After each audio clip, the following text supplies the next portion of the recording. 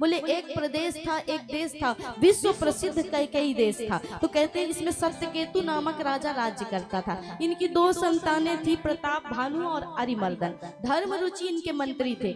मंत्री बनाया धर्म रुचि को, राजा बनाया किसको? प्रताप भानु को। युवराज का पद दिया अरिमर्दन को। और कहते हैं प्रताप उस समय सत्यकेतु राजा वन में चले गए भजन करने के लिए, एकांत का सेवन करने के लिए। कहा कि राजा प्रताप भानु राज्य करने लगे, उस नगर के राजा बन गए। पूरे नगर पर इनका बोलवाला था, पूरे लोक पर महाराज चढ़ाई करके जितने भी राज्य थे उनको सबको अपने संरक्षण में कर लिया, राजाओं को बंदी बना लिया, बाहर निकाल दिया। अर्थात अत्याचारी राजाओं को, जिस प्रजा में आतंक होता था उन राजाओं को। कहते हैं कि यही प्रताप भानु राजा एक दिन शिकार के लिए वन में गए।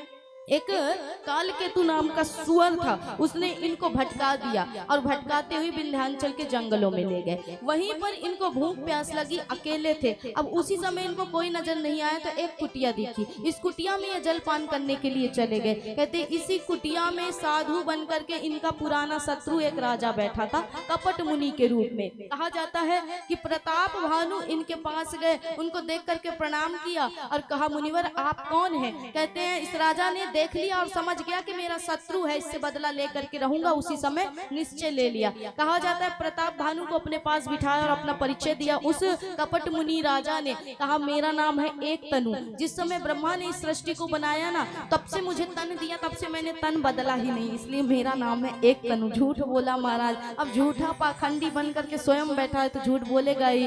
अब राजा की श्रद्धा और बढ़ गई, राजा को जलपान कराया। कहा महाराज कहो तुम्हारी क्या इच्छा है, मैं कुछ भी दे सकता हूँ। राजा प्रताप भानु कहते यदि देना चाहते हो तो मुझे अजर अमर बना दो, मुझे कोई न मार सके, मैं मर ना सकूं। बोले देखो एक ही बात पर यह बात बन सकती है, तुम अजर अमर हो सकते हो। बोले कैसे? मैं बनाऊं भंग रसोई और उसको पाए यदि ब्राह्मण, तो कहते हैं ब्राह्मणों का जब ब्राह्मणत्व नष्ट हो, मांस खिलाऊं उनको मैं और उनका ब्राह्मणत्व नष्ट हो, तब तुम्हें अजर अमर होने की शक्ति मिलेगी। प्रताप भानु ने कहा महाराज ऐसा कैसे संभव हो सकता है, ये कार्य तो निकृष्ट है। बोले देखो करना तो तुम्हें पड़ेगा। आज से तीसरे दिन मैं तुम्हारे घर आऊंगा, तुम्हारा जो उपरोहित है, रसोइया है, उसे मैं लेकर के यहाँ छोड़ूंगा, उसकी जगह मैं आऊंगा और मैं बनाऊंगा भंग रसोई और तुम खिलाना ब्राह्मणों को, तब तुम्हें अजर अमर होने की शक्ति मिल जाएगी। कहते हैं राजा प्रताप भानु की मति मारी गई, उसकी बातों में आ गए और उसने उसकी श्रद्धा को, निष्ठा को और बलवान तब बना दिया जब घोड़े सहित अश्व सहित अपनी शक्ति से उसने राजा को उसके राज्य पहुंचा दिया। अब राजा तीसरे रात्रि के दिन की प्रतीक्षा करने लगे। उस दिन यही कपट मुनि रूपी राजा भेष धारण करके आया और भंग रसोई जब इसने बनाई तो आकाशवाणी हुई। जिस समय विप्र बैठे भोजन के लिए तो कहते हैं उस समय आकाशवाणी हुई कि विप्र वृंद उठी उठी ग्रह जाहु, अर्थात हे ब्राह्मणों यदि इस भंग रसोई को तुमने पाया, इस मांस को तुमने पाया तो तुम्हारा ब्राह्मणत्व, तुम्हारा तेज, तुम्हारी शक्ति संपूर्ण नष्ट हो जाएगी, तुम्हारा ज्ञान, तुम्हारा विवेक संपूर्ण खत्म हो जाएगा। ब्राह्मणों को क्रोध आया और क्रोध में आकर के प्रताप भानु पर आओ देखा न ताओ देखा। ब्राह्मणों ने श्राप दे दिया कि 1 वर्ष के अंदर तेरे पूरे कुल का सर्वनाश हो जाएगा और तू राक्षस कुल में जन्म लेगा। कहते हैं कि उस समय पुनः आकाशवाणी हुई और कहा आपसे गलती हो गई ब्राह्मणों, क्योंकि गलती इसमें प्रताप भानु की नहीं थी, उस छलिया राजा की थी जिसने इससे ये करवाया। अब क्या हो सकता है? बोले इसका कोई अंत नहीं हो सकता, बस इतना होगा कि जब तुम राक्षस बनोगे ना तो तुम्हें उद्धार करने के लिए, तुम्हारा उद्धार करने के लिए भगवान स्वयं अवतार लेकर के आएंगे। कहते हैं यही प्रताप भानु का पूरा वंश, पूरा परिवार 1 वर्ष में समाप्त हो गया और उसी श्राप के परिणामतः यही प्रताप भानु राजा रावण बने। इन्हीं का भाई अरिमर्दन क्या बना? कुंभकर्ण बना और इन्हीं के मंत्री जो धर्म रुचि थे वही बने विभीषण जी महाराज। तीनों का बोलवाला हुआ, पूरी सत्ता इनके हाथ में थी उस समय। रावण का आतंक ऐसा था महाराज संसार में। कहते हैं रावण अपने दोनों भाइयों को लेकर के तपस्या करने गया। तीनों ने तप से ब्रह्मा जी को प्रसन्न किया। ब्रह्मा जी ने दर्शन दिया तो ब्रह्मा जी से रावण ने क्या मांगा? मनुष्य और वानरों को छोड़ करके बाकी किसी के हाथों से मेरी मृत्यु न हो, क्योंकि रावण को इतना अभिमान था कि मुझ समान मानव कोई दूसरा हो ही नहीं सकता, मुझसे शक्तिशाली इस धरा में न कोई जन्मा है और न जन्मेगा। रावण ये सोचता था महाराज, लेकिन भगवान कहते हैं कि तुमसे भी बड़ा कोई है। इस बात को सिद्ध करने के लिए ही भगवान राम बनते हैं, कृष्ण बनते हैं महाराज। आज रावण ने वरदान मांग लिया, ब्रह्मा जी ने दे दिया, क्योंकि ब्रह्मा जी को पता है कि प्रभु सब अपने लीला संभाल लेंगे। कुंभकर्ण को देखा तो ब्रह्मा जी ने सोचा इसका जगना अच्छी बात नहीं, क्योंकि अहंकार का जगना अच्छी बात नहीं होता, ये सोया रहे तो ज्यादा अच्छा है। इसकी मति में सरस्वती को बिठा दिया और इसकी मति मारी गई। इसने क्या मांग लिया? बोले 6 महीने तक सोता रहूं, 1 दिन के लिए जागूं। ब्रह्मा जी ने कहा ठीक है। जैसे ही सरस्वती जी गायब हुई, वरदान तो मिल चुका था, अब सरस्वती जी जैसे मति से उतरी, इसने कहा मुझसे गलती हो गई, मुझे नहीं सोना। बोले सोना तो अब तुम्हें पड़ेगा ही। बोले प्रभु कुछ करो। बोले जिस दिन तुम असमय उठ गए ना, उसी दिन तुम्हारी मृत्यु होगी। अर्थात 6 महीने की नींद से पहले जिस दिन अगर कुंभकर्ण जाग गया, उसी दिन उसका अंत हो जाएगा। ब्रह्मा जी ने अभी वरदान दे दिया। विभीषण ने क्या मांगा? बोले भक्ति का वरदान दीजिए, बस राम चरण में अनुराग रहे, इतना ही चाहिए मुझे। उनको भी वरदान दिया, चले गए। यही रावण मैं दानव नामक राक्षस से मिला और कहते हैं उसी ने समुद्र के बीच में त्रिकूट पर लंका नाम की नगरी का निर्माण किया और रावण ने इसी नगरी को जीता और अपने बस में किया। महाराज लंका में निवास बनाया, अपने कुटुंबी जनों को, सैन्य जनों को बसाया, जगत को ताकत दिखाने के लिए कैलाश को उठाया, कुबेर का खजाना लूटा, पुष्पक विमान ले गया साथ में, पाताल में जाकर के नाग कन्याओं का अपहरण किया और कहते हैं उन्हें शयन खंड में रखा। रावण इतना शक्तिशाली साबित हुआ कि पूरी प्रजा में हाहाकार मचने लगा। कहते रावण ने पूरी सेना को आदेश दिया, जितने भी ब्राह्मण यज्ञ करते मिले सबको खत्म कर दो। कोई साधु का सम्मान नहीं करेगा, कोई माता पिता गुरु की वंदना नहीं करेगा, कहीं यज्ञ नहीं होगा, कहीं धर्म नहीं होगा। सिर्फ और सिर्फ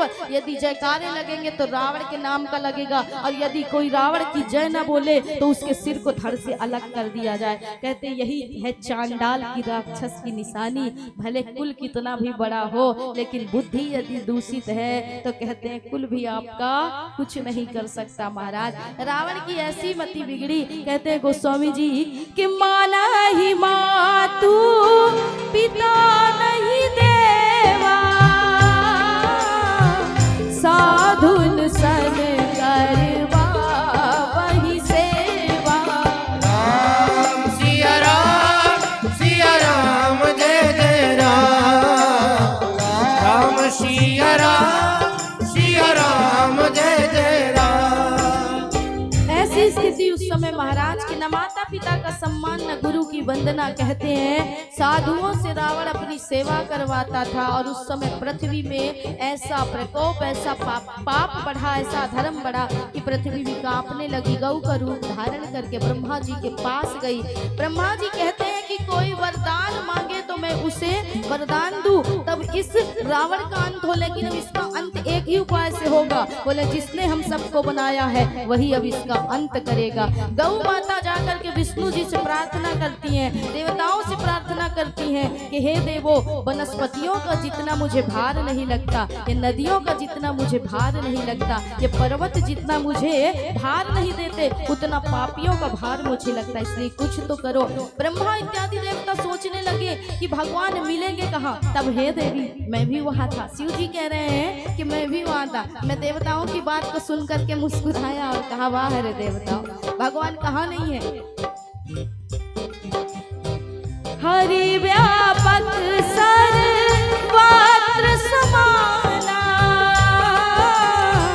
प्रेमत प्रगति होहि मैं जाना। राम सिया राम जय जय राम, राम सिया राम जय जय राम। राम राम सिया राम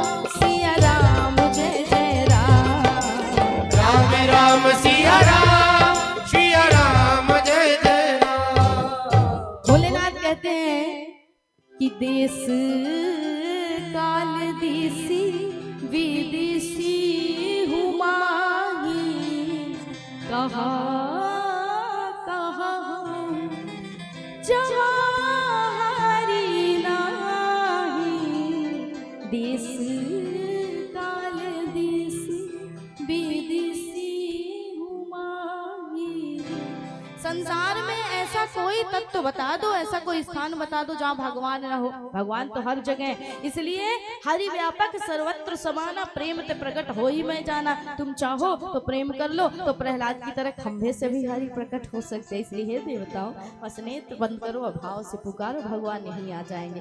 कहते स्तुति की जब भगवान की, प्रेम से भगवान प्रकट हुई, आकाशवाणी हुई और कहा, हे देवताओं, मैंने जो श्राप लिए हैं और मैंने जो वचन दिए हैं उनके परिणामतः, उनके फल स्वरूप अंश सहित मैं जरूर अवतार लेकर के आऊंगा। लेकिन कहते हैं कि सूर्य को प्रकाश देने के लिए, सूर्य का प्रकाश देखने के लिए रात्रि भर प्रतीक्षा करनी पड़ती है। उसी प्रकार महाराज इस सूर्यवंशी को देखने के लिए भी थोड़ी सी प्रतीक्षा आपको करनी पड़ेगी, थोड़ा धैर्य रखना पड़ेगा।